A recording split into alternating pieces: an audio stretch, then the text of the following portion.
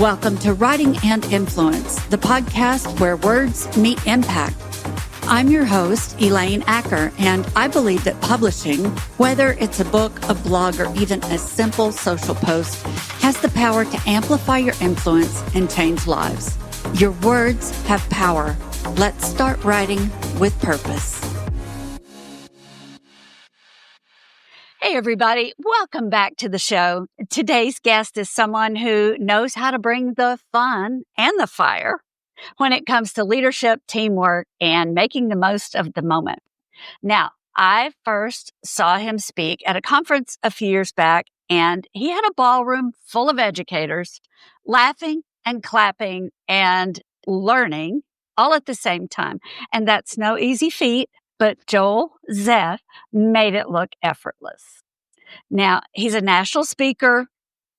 He's an author, which we will, of course, talk more about, improvisational humorist, and workplace expert who's going to help leaders and teams really embrace change and boost collaboration, bring more joy to the work. And his book, Make the Right Choice, is a call to lead with passion, connect with purpose, and maybe even say ta-da a little more often. So let's dive in. Joel, wow. Thanks for being here. That was quite an introduction. I don't even know if we need to do the podcast. I mean, you covered it all. What? There's nothing I can add to that. Except a ta-da. Give me a ta-da. That was a big ta-da introduction. Yeah. You should write that. I might have to send that to some of the other podcasts that I appear on. I go, can you just say what Elaine said? Because that was perfect. Well, we are talking about words here, and they are my favorite thing. So hopefully, glad that worked out. And today we're color coordinated. You pointed that out when we didn't plan this. On. We did not plan this. I chose this shirt independently. So I feel good. I feel we need a little salmon color. We do. I guess it's more of a salmon, right? And your book cover kind of blends in. Get your book. Yeah. Hold it up. It's more of an orange. Yeah. And light blue. But it's in the same color family. Yeah. Yeah. Bright, fun, energizing. So tell me about ta-da moments, because you've made this a thing. I did. I don't know. It didn't start that way. It just became a thing. When your kids are younger, mine are old now. When I say older, they're older, 18 and 22. So they barely talk to me. So face. Yeah, it is. When they were younger, everything's a ta-da moment. You celebrate everything when your child is young, when they're learning to walk, when they're picking themselves up, when they use the fork for the first time, when they eat their whole, all the strawberries, everything's a ta-da. We celebrate everything. And when you celebrate, you go, ta-da, you did it. They build confidence. They get a big smile. It's important. And as we get older, we still do great things. We just don't celebrate these moments like we did when we were children. And, and I say in my keynote, remember when your child went to the bathroom by themselves for the first time, big ta-da. And probably months after that was a big ta-da. We had stickers. And if you did 5 in a row, a Sesame Street character would call. Oh, yeah. Would call and then unfortunately my daughter, who's really smart, started asking for different Sesame Street characters to call after she went to the bathroom by herself 5 times in a row. And my Sesame Street imitations were limited. Same with my wife. So we were splitting them up. And, she was asking for, can Big Bird call? Yeah, Big Bird can call. I can't do a Big Bird. Anybody can do Cookie Monster. The Big Bird, Count, Cookie, those are easy. But when we start talking about Big Bird, Ernie, those are getting hard. So I'm off topic. I think you can make a business out of that, though. I'm just saying. Somehow, I think so. Somebody should. As we get older, we don't celebrate, but that fuels our passion. It fuels our innovation. It fuels our ability to be great leaders and great teammates. And we don't celebrate enough. When was the last time we went to the bathroom by ourselves and walked out, went ta-da, and hoped that the Cookie Monster called? That's kind of sad. Cookie Monster and Yoda are very close, by the way. Oh, yeah, on I could impression. see that. Yeah. It goes back and forth. But it's about Tada is about celebrating these moments, celebrating each and every day because it fuels us. It fuels our passion. It fuels everything that we do to be our best. And it's important to celebrate because if we don't have that fuel, what takes its place is stress. Mm. And as adults, we still crave those ta-da moments. Yeah, we do. We keep it secret. Yeah. Secret. We keep it secret. But everybody wants to celebrate. Everybody wants positive support. Everybody wants to be appreciated. It's a gift. It's the best gift you can give anyone. And it just barely takes any time. So we can celebrate each other and we can celebrate individually. But describe how you're taking that into the workplace, because, you've seen how it can transform a team or the whole organization's dynamic. So can you describe or tell a story around one of those? Well, I think it's all about, so in my keynotes, I get the whole group at the very beginning to stand up and everybody, count of three, we do big ta-da. We yell ta-da. And, that's out of some people's comfort zones. That's out of a lot of people's comfort zones. But we do it once and, most of the group does it. And then we talk about, that we have to celebrate, that we have to stand and be recognized. And then everybody does it and, and they're supporting each other and they're creating this energy because some people are a little tentative, but they look around and everybody else is doing it. And so they know they have the support of the entire team. And when we take that to our work, it's really about every day creating that positive environment, saying thank you and I appreciate you and you did a great job and thank you for your support. Thank you for those words of encouragement. Thanks for helping me on that project, because it's a gift and that gift creates confidence and it creates a connection and it creates passion. Nobody when they get hired, there's no document that says you have to have passion for this job. It's required. You have to be passionate each and every day. I mean, that'd be great. I would love for everybody on the team to be passionate, but it's the leader's job to create the foundation for that passion to happen.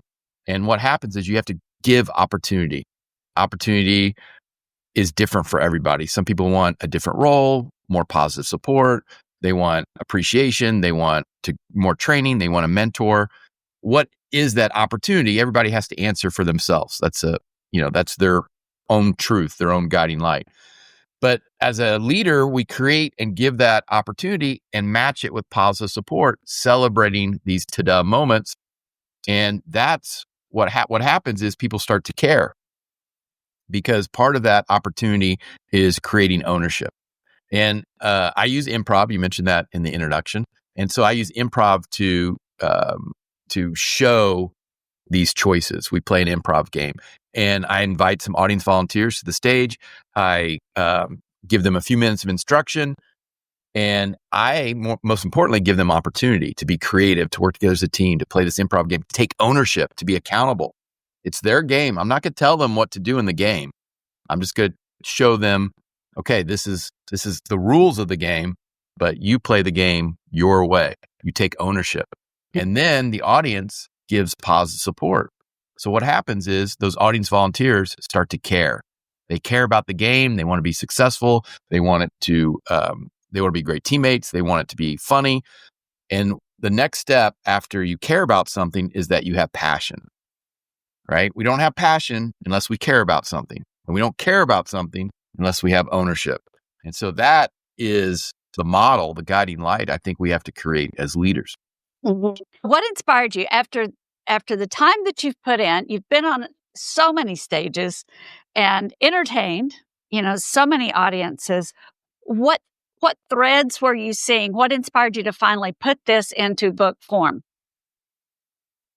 True story is the publisher, which is Wiley, huge business book publisher.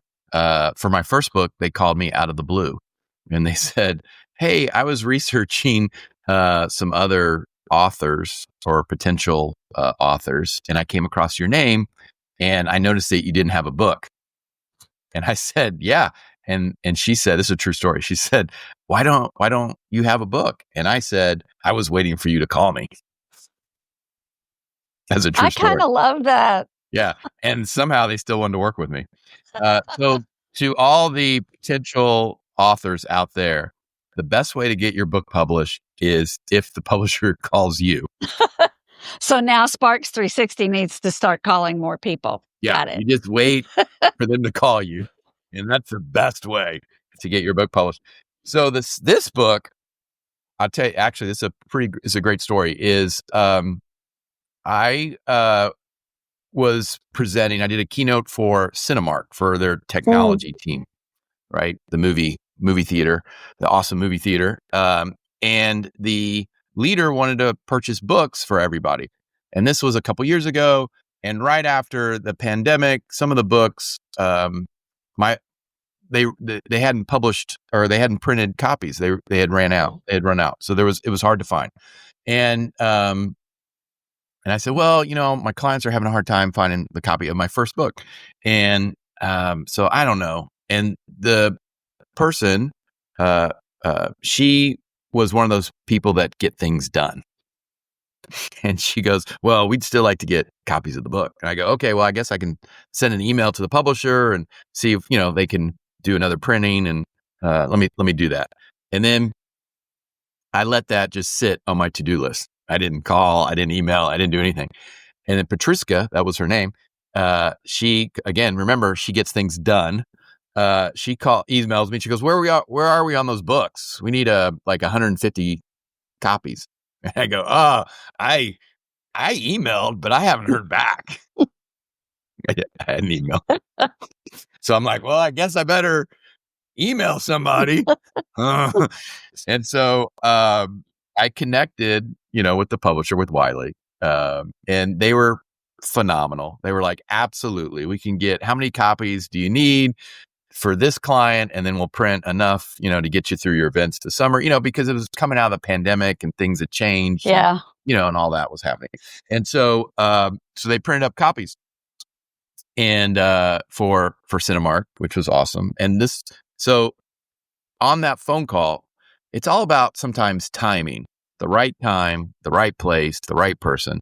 And so my connection, my editor at Wiley, she said, "Hey, we should do you should do a revised edition, a second book." And I said, "Yeah, that's a great idea." Again, it's really if they call, it doesn't work if you just send it out there and want it. You got to wait for them to call. And so it's really a brand new book. It's 5 new chapters. We revise every other chapter. New cover, new subhead. So I'm really considering it a new book. It's technically a second revised edition, but it's a new book because there's so much new. And so that's how the book, this book happened, is Cinemark and wanting copies and me not doing anything about it. The Cinemark client going, what do you do? Getting on me to get and then of course that story's in the acknowledgments. Yeah. So it's magic. So what's changing? Because she was all over that. She wanted it. Yeah. And so what is changing for these leaders as they're reading your book? I mean, what is their takeaway when they've read this?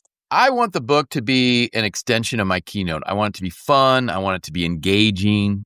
I am not I'm going to read a business book and it's all very technical. Yeah. And it's just, it's a snooze fest. I don't think people want to read books like that. I think people want to be engaged and they want to be excited and they want to be inspired and they want to be, they don't necessarily have to be funny. But I think a great business book should inspire and should motivate and should energize, through the stories and through the words. It shouldn't be just laying flat. You need to do this, and here's this acronym, and here's this acronym. I think it needs to be, And so my book, I want it to be fun. I want it to be engaging.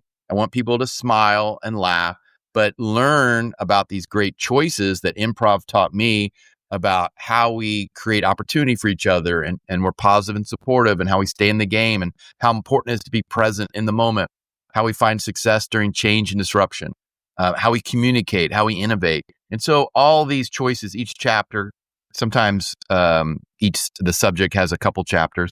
We kind of dissect some of the choices and how they're made. And I'm using the improv games and all the audience volunteers that played the improv games kind of as my foundation, what I learned from them and what I learned from the games. So the book should be fun and engaging. And I want leaders and teammates or team members, when they read the book, to be inspired and be energized and be motivated.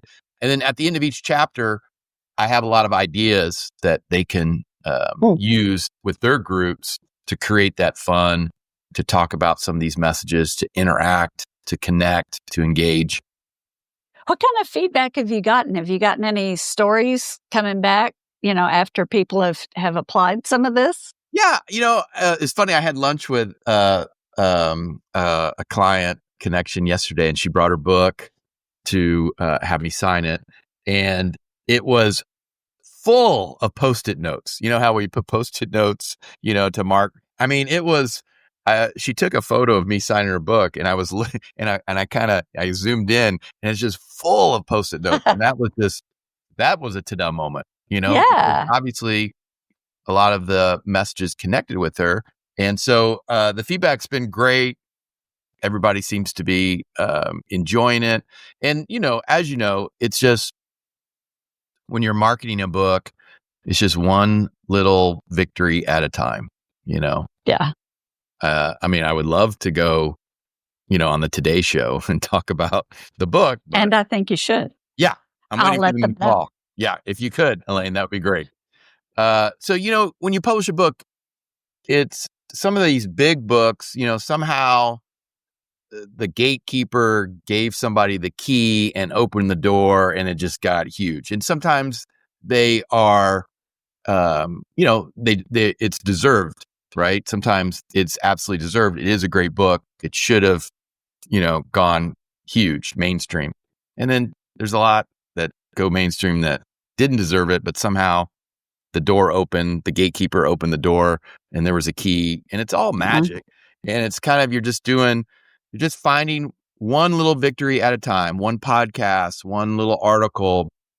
A client sends an email out to their team, or includes you, in their newsletter. It's one small victory at a time, and you just kind of, you champion the book, and you fight for it, and you just keep telling people about it, and hopefully, one person at a time, that somebody reviews it on Amazon and tells somebody else. And, it's just one little, you kind of can't see, there's a big picture and you're trying to get there, but you can't get frustrated that it's not going faster, or you can't be impatient. You just enjoy the process. Well, and there are two pieces to that, because there's the whole creative process and production process that brings this book to life. And then there's, kind of sending it out into the world to grow up and be what it will become, and have an impact on others' lives and your life. But talk to me a little bit about your writing process, whether it's for your keynotes or for the improv piece, and even for the book. Talk to me about your writing process. So I have a journalism degree. I started as a newspaper reporter. So that means I was always trained to write on deadline. So if you don't have a deadline for me, and so the most important, the best thing that the publisher and editor did was they just created fake deadlines. Like, nobody's sitting around going, this, Wiley, there's no meeting at Wiley. We're like, we got to get this Make the Right Choice book out for this quarter, to get our numbers. Whether it came out in November, December, who cares, right? And but they created deadlines, and so then I would write and get that chapter done to make sure that I met the deadline, because that is just how I am wired. And I write at my best when, like if you give me a week to write something and it's due on Friday, I'm going to start on Friday or Thursday, because that's just how, you don't lose that when you spend so much time writing, on deadline. It's just how you're wired. But I will say, once you're for me, once I'm in the process for writing the book, both this book and the first book, is that it has to be a habit. It has to be like brushing your teeth. Like if you don't brush your teeth at night, you feel weird. I hope most of the people are listening. Like, I don't brush my teeth at night. What are you talking about? I hope you feel, you're like, oh, I gotta brush. There's no, I'm thinking about it. I might do it. I might not do it. You're going to brush your teeth. And so you have to create that habit in writing where if you don't write, you feel you miss something. You feel something should have happened that didn't happen.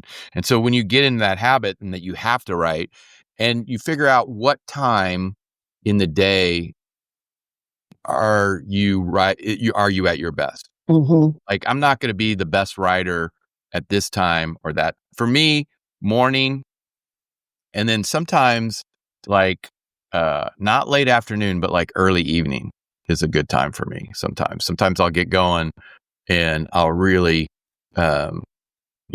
just really get going. And then they're like, it's time for dinner. And you're like, no, not now. But the morning hours, dinner, around early evening is a good time. Sometimes later, it just depends on, not every time, but sometimes like late at like 9-10 o'clock, sometimes I can get inspired and start going. And so you got to find, and you can't force. If you don't feel like writing, you can't force writing. If you feel like it, if you have the luxury to choose what time you write, and you can't just sit down and nothing's coming, then you need to get back up and walk around and get motivated. There's no one size fits all to that writing process. And some people are morning people, some people are night owls, and you have to find what truly works for you and then make that habit that you were describing. So it's really an individual thing. And that's been one of the things that I've talked through with people time and time again. And just to go, there's no ideal. I wish there was. No, but there just isn't. Not. Yeah. And the other thing that I think is important for either new authors, for any writer, is that's learning when it's time to let go, because you can edit forever.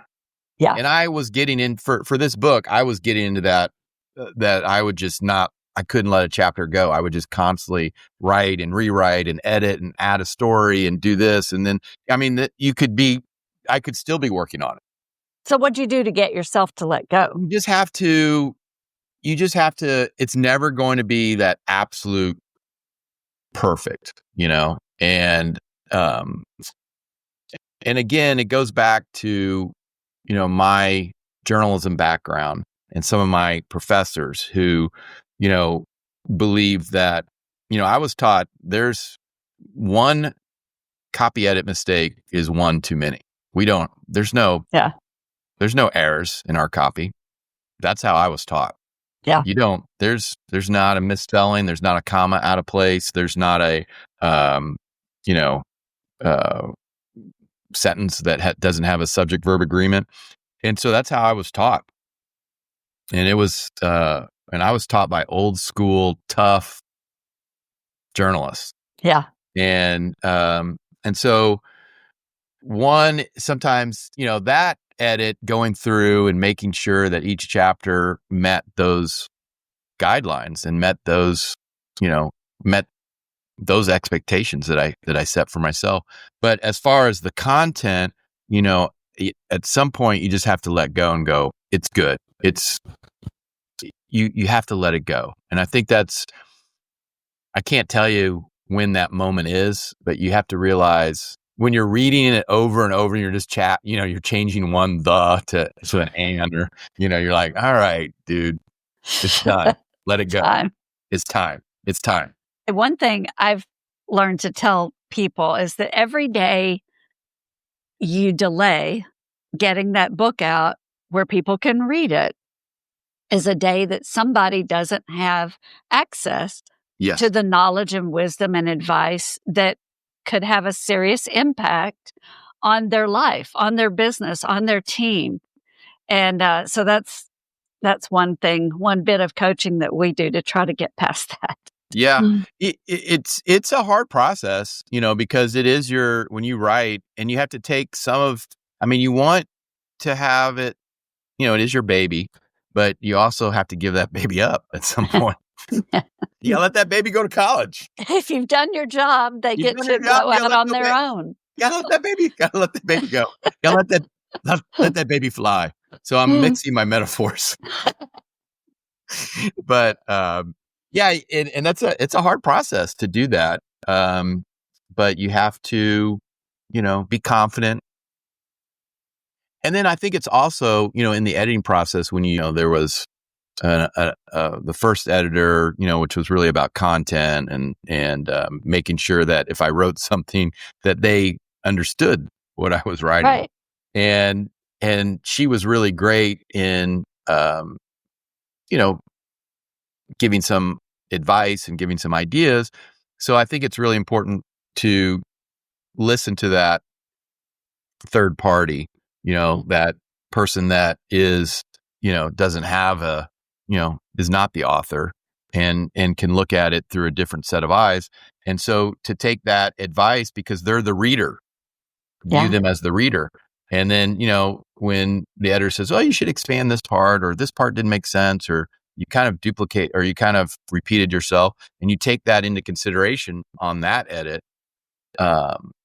But it's also important to have a good editor that understands your voice. An editor shouldn't change voice. Right. It's about making sure that voice is clear and concise and organized. That's important too. And so be who you are. Don't be funny if you're not funny. Don't be emotional if you're not emotional. Be who you are as a writer and an author, and then connect in that with the word. And also when you edit, I think it's also important for me. I had one of my first jobs was at a newspaper in Michigan, and the editors were very big on active writing, meaning verb, active, tense. Yeah. And there was a rule that in your copy, you could not use be, being, been. You could not use, those words were off limits. And it was hard. It was can really be hard. It's very hard. Try writing without be, being, been. But it forces you to be active in your writing, and then the verb usage and the subject, it becomes the active writing and active, and I hope everybody understands what I'm talking about there, right? Right. Well, and I will do a review if anybody needs it. But basically, Bob danced around the room instead of Bob was dancing. Yeah. And so that also, because when you write, a lot of that will not show up in that first edit. And so you have to have an edit where you just go, that's for me, that's my process, that I just go through and make everything more active. That one of my edits for me when I write a chapter is just doing that. Yeah, I love it. And I want to point out that what you're saying is there are multiple edits. There are multiple revisions. Yeah. And that's what it takes to get to a point where there is something that's truly engaging for the reader, for the audience, which was the reason you wrote the book in the first place. It's about the audience and the reader. Yeah. Like my process, I'm writing it, I'm putting things down, and then the editing process is just, moving things around. I just want to get as much of what I want in that chapter down. And then now I'm moving in things around, and there's going to be an edit that's just about active. There's going to be an edit that I might just, hey, can I add a little more energy? Can I add a little more fun? There might be an edit of, did I put enough ideas in this chapter? Right? Is there a takeaways? What are my, there might be an edit that I'm just focused on the organization of the writing, taking maybe some of the paragraphs and bullet pointing them or numbering them so they stand out and it's easier for the reader. I might have an edit just about that. And then once I get through that process and I feel like that chapter's at the right place, then I'm going to have an edit, a copy edit. I'm copy editing the whole time, but I'm going to have a specific copy edit. Thank you for that, because I think people like to have that sneak peek behind the scenes. Yeah.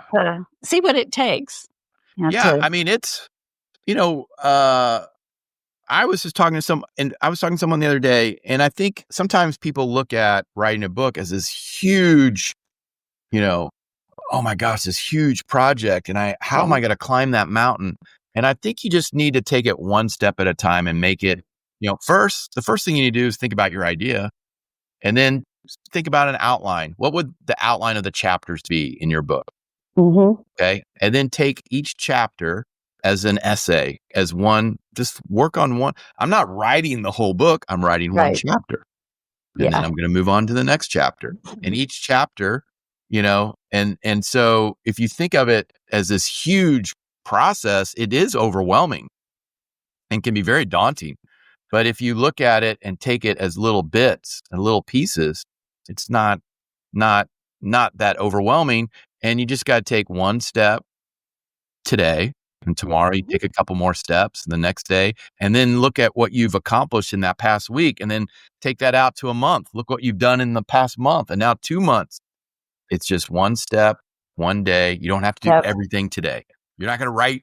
This didn't happen in one day. It was a lifetime of events, of knowledge, and stories. Yeah. I've found the same thing, that if people will get to that outline point, they'll feel like they have a bit of a roadmap and can kind of go from there. And I have done workshop sessions, and it's in our course, where we do a little bit of an index card thing. And people are always so surprised at what's already in their head and how much they can put into, on index cards that can be organized into chapters in probably 30 minutes. Yeah.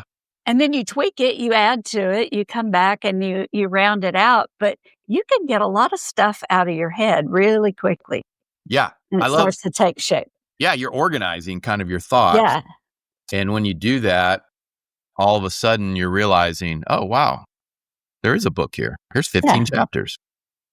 But just, I think it can be very overwhelming to people, especially if someone isn't trained as a writer.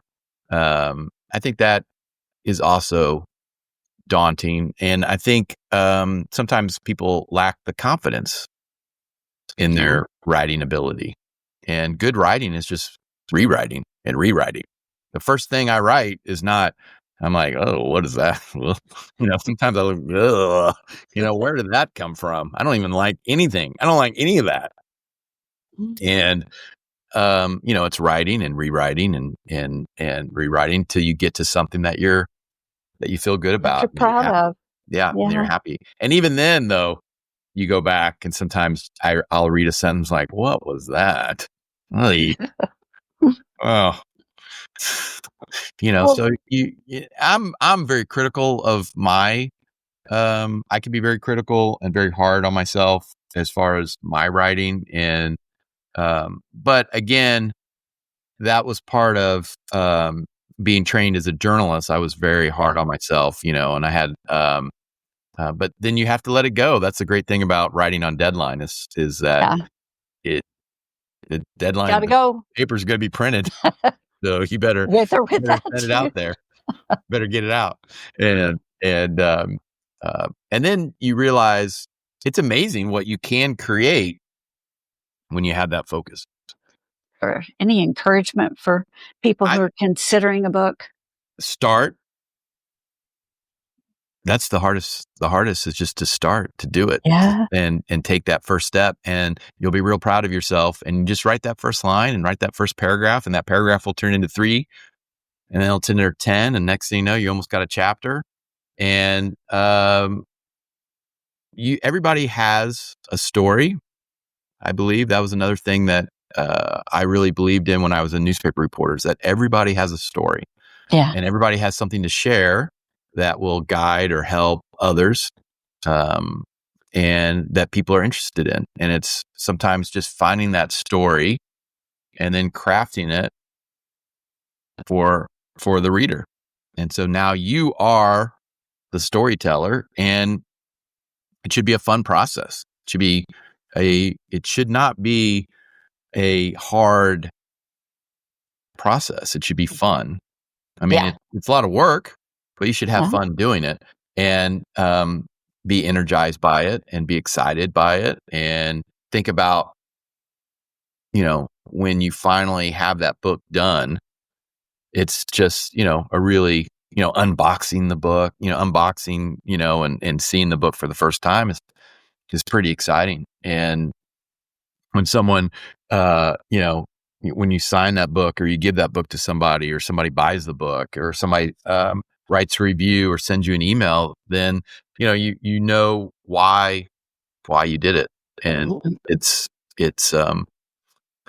one step, and that step leads to another step, which leads to another step. And have fun. The process should be fun. And I guarantee it will open doors you didn't even know were there. It does. It's funny. Well, you wrote a book. You must be the expert. Once you publish something, you're like, well, he wrote a book. And, I think it's a great platform. It's a great, for me as a speaker, it's a great way to build credibility. Mm-hmm. And it's a great way. It's just a great, this is me, and I'm going to give this to you. Yeah. And so it's a great connection. Joel, thank you so much for being here with us today. It's my pleasure. It's a good reminder just of have some fun in the leadership process. Don't be afraid of change.